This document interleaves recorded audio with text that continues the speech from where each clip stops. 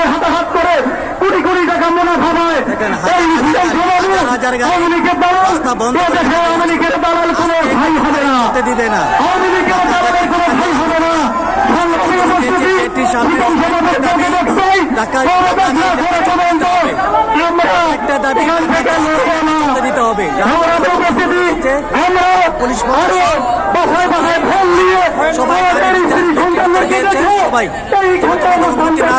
বলতে পারবেন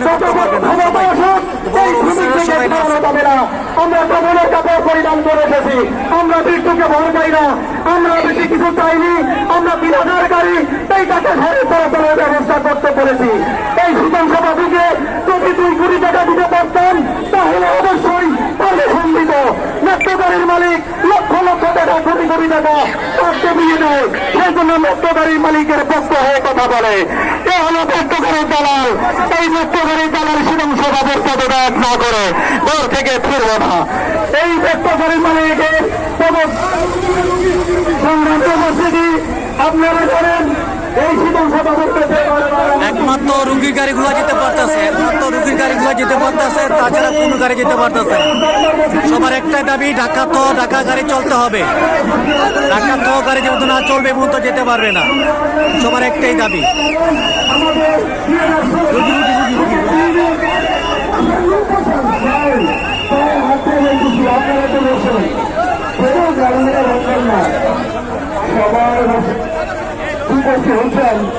বলেন দয়া করে পায়ে হাতে হলে আপনাদের ভাষণ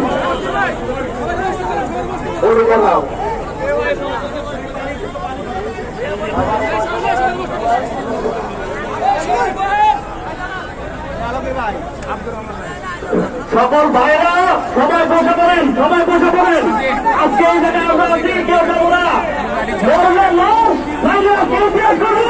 ওনাদের একটাই কথা, প্রয়োজন কথা লাশ যাবে তো আমরা রাস্তা ছাড়বো না। আজকে যদি সরতে হয় তাহলে আমাদের লাশ সরবে, আমরা সরবো না। সবার একটাই দাবি, আমাদের লাশ সরবে।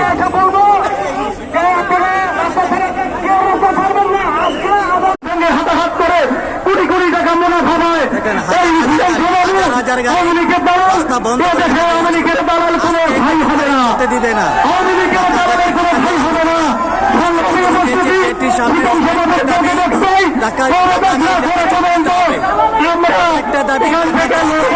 দিতে হবে।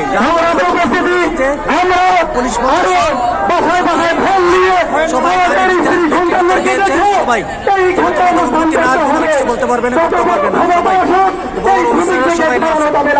আমরা কমলের কাপড় পরিধান করে এসেছি, আমরা মৃত্যুকে ভয় পাই না।